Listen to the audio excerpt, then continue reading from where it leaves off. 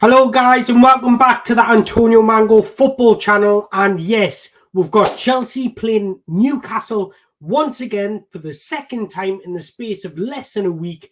As we all know what happened on the weekend in the Premier League game, Chelsea ran out 2-1 winners, and it was a great game of football, a great tactical battle, it was a great physical battle and quality as well. And you've got to give Enzo Maresca his dues. Now, from a Chelsea perspective, in this game, there are many questions to be answered. But the answers to those questions are all positive. I mean, I've got no doubt with Man United coming up on the weekend, Chelsea are going to change their starting 11. But they could change it in many different ways. So it's up to Maresca to pick the right tactics and pick the right team. Because take Renato Vieira, for example. He can play as a left centre-back, he can play as a left-back, he can even play in midfield if you want. So there's many different variants that Enzo Maresca has to choose from, and that just shows the quality and depth that Chelsea have got. It's actually really frightening. Now, we're seeing at the weekend, Pedro Neto started over Jadon Sancho, and that was a tactical reason. Enzo Maresca had obviously done his homework, and if anybody watched my match preview for Newcastle on the weekend, I said the way you beat Newcastle is exploiting the space behind their fullbacks, and that's exactly where Chelsea's opening goal came from. If Jadon Sancho had started, that goal probably never ever happens because he doesn't have the speed or the acceleration of a Pedro Neto.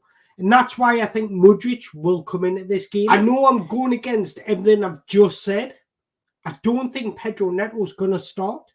I don't think Noni Madueke's going to start. And I think Jadon Sancho's going to start in this game.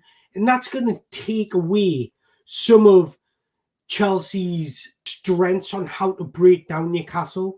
And the reason I say Jadon Sancho is going to start is because he didn't start on the weekend and he can't start against Man United. So if we're looking at squad rotations, keeping players healthy, making sure our players aren't playing too much minutes, that's the reason why I think Jadon Sancho would start, because this isn't a very important game for Newcastle United. I think they'll go pretty much, give or take 2 or 3 players, full strength, because Newcastle are on a bad run at the moment. And for Eddie to get the fans back on side, they want a good cup run. This is what Newcastle fans are crying out for. So I do think Eddie will look at this competition and think, can we build some momentum from this? Can we get a result against Chelsea and go into that game against Arsenal on the weekend with some momentum? But you know what you're going to get from Newcastle United. No matter who they have on the pitch, they're going to play the exact same way, making the pitch narrow, compact, using their physicality, playing high intensity, playing with a high line, bombing their fullbacks on. I think it's going to be pretty much what we're seeing in terms of tactics that we're seeing on the weekend. So for that reason, and the reason it's in my neck of the woods, yes, Chelsea are coming to my town tonight, and actually I'm going to the game tonight, so there won't be a match review straight away. Because of Newcastle's tactics and the way they like to play, I mean, at St. James's Park, their fans cheer a tackle. So you know what sort of atmosphere, what sort of game you're going to get, what sort of intensity you're going to get every single time you travel to St. James's Park. I think Chelsea are going to have to show a lot of resilience, kind of like they did against Bournemouth. I think they'll dominate a bit more because they've got more chemistry and understand each other more. But I think this is the B team's toughest test. I'm not trying to compare this game to that Bournemouth game because I think Chelsea are a different beast right now. I think even when players are rotated and the B team come in, the level of maturity and composure that's been shown by the B team in the likes of the Conference League is quite exceptional. And that's all down to the manager. The manager is getting players on his side, and the players are buying in everything he's saying. And that's a wonderful thing, and probably the hardest thing to do as a manager. So although Enzo Maresca has given tactical nous to this squad, he's brought a beautiful fluidity to this team.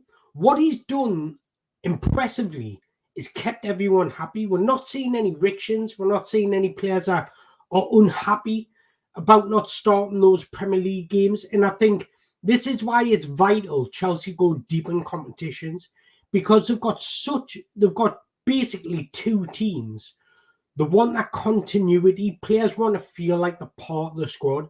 They want to play games pretty much. So as long as Chelsea are going deep in the Conference League, deep in the cup competitions, those games will keep on coming thick and fast.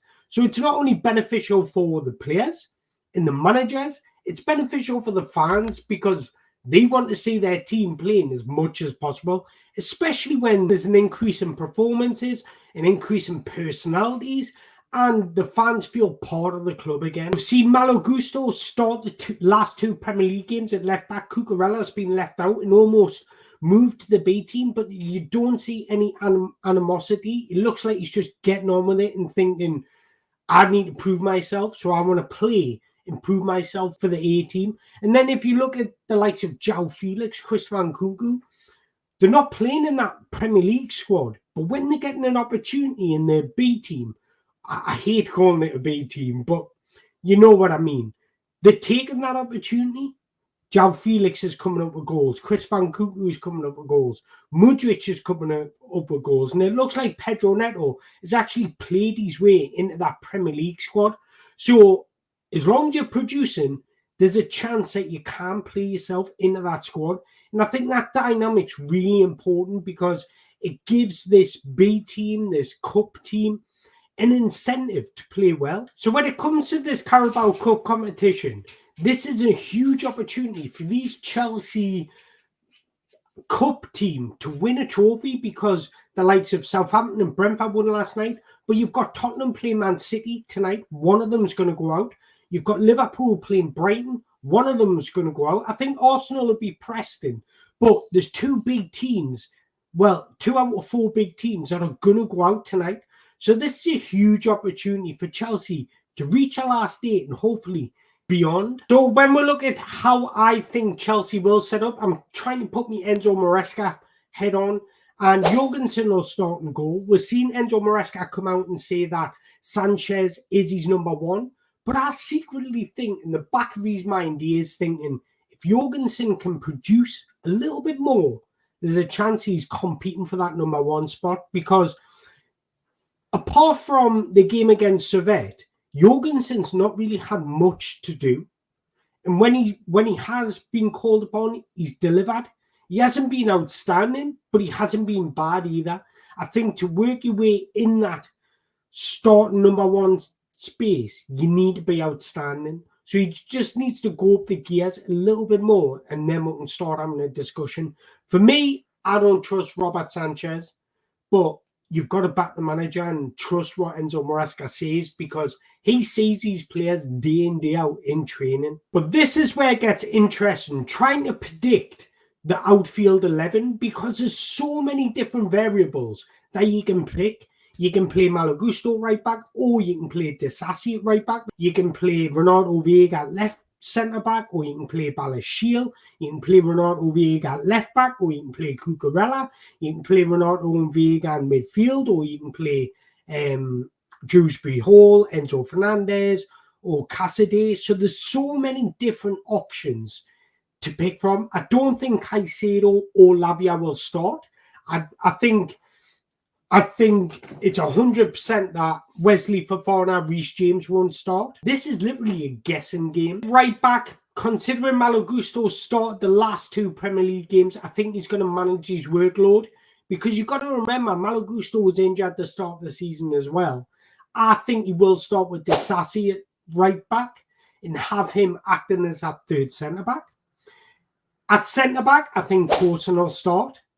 Now, do I go Renato Vega or do I go Balashil? I think you'll start with Balashil. Then at left back, I think Cucurella, I love saying that word, by the way, will come in at left back, and he'll be the one inverting. Now, this is where it gets tricky, that 2 in midfield, because as I say, if you look at the physicality, I would start Renato Vega. I'd probably start Renato Vega and Enzo Fernandez together.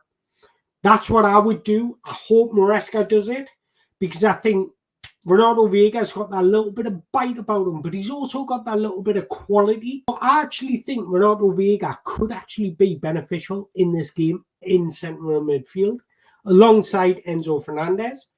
Then on the right, as I mentioned earlier, I think Jadon Sancho will start. On the left, Mikhail Mudryk. I think we can use his electric, frightening pace to try and get him behind Newcastle. Just behind the striker, João Felix. I think I said in my last preview before the Conference League game, I just want to see a bit more from him, because we know he's got the quality to literally win games on his own, and we're seeing that in the Conference League. So I want to see a similar performance tonight. And Chris Van Kunku up top. I think when a chance comes, he will score. He's still Chelsea's highest goal scorer this season. So it's crazy to think that he's part of this cup team. When you've got that much quality, there's absolutely no reason why Chelsea can't go deep in these competitions. But I want to know your comments. I'm going to go for a 2-1 Chelsea win. Exactly the same scoreline. I think we will concede, but I think we've got that quality in the final third to score at least 2 goals. So I want to know your thoughts. Let us know in the comments below the predictions of the score. Who do you think will start? It's crazy to think there's so many different aspects that we can pick from. It's crazy. But let us know in the comments below. Once again, thank you very much for your time. Thank you very much for watching. Enjoy your day.